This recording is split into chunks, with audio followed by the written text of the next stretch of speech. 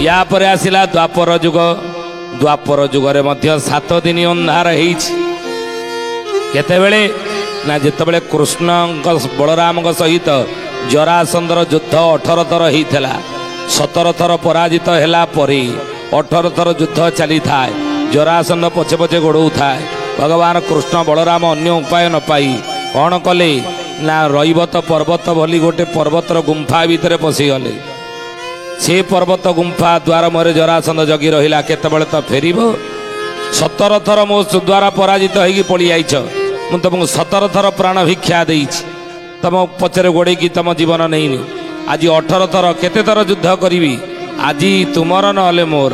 आज तुम्हें मर नले मु मरबी। मारिबी तुमको नले मरबी। ए शपथ करी जरासंध रईवत पर्वतर गुंफार द्वार देशर जगी रहिला।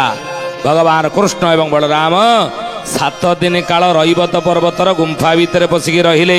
आउ सेई 7 दिन अंधार हेइथिला द्वापर जुगरे।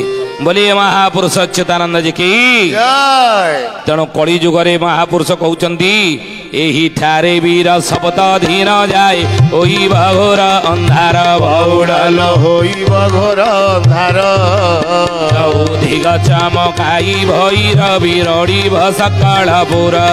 जय जगन्नाथ जय जगन्नाथ जय जगन्नाथ जय जगन्नाथ। कहले सेतेबेले ही कौन हम अंधार हेब 7 दिन अंधार हेब। आ सेई समय रे शिष्य रामचंद्र पचारे गुरुदेव यदि 7 दिन काल अंधार हो ताले लोक मैंने तो चली बुली पारे जीवा आसिया करें ना रे बापा। जो मो भक्त मैंने थे से मैंने कौन करेंगे ना निर्मोली लटा को आनी अंजन घेनिबे बाबू अंजन घेनिबे चक्षु द्वारा सब किछि देखी से पारिबे बाबू देखी से पारिबे। शिष्य रामचंद्र कहले हे गुरुदेव यदि अंधार से 7 दिन काल हो आगो को आले लोक मैंने तो खाली अंडाली उंडुली हेबे किछि कुआड़े कि जाई परिबे नाही। आउ सेतेबेले मध्ये आपण कहिसंती वैज्ञानिक यंत्र मान अचल होइब बाबू अचल होइब। हरिंकर चक्र खाली घुरुणा जे थी बाबू घुरुणा जे थीब।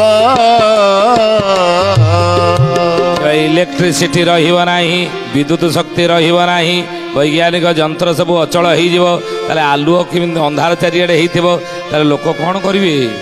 लोक माने पुणी चल प्रचल किमिति हेबे चल प्रचल किमिति हेबे दिनचर्या किमिति करिवे किमिति संसार चलिवे से 7 दिन काल ना बाबू रे से तण मो भक्त माने थिबे कौन करिवे निर्मोली लटा को आनी अंजन घेनिबे बाबू अंजन घेनिबे।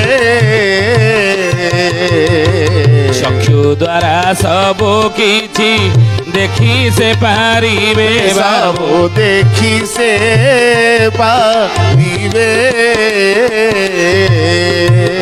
निर्मली लटा को अंजन करिकी आखिरे घेनिबे।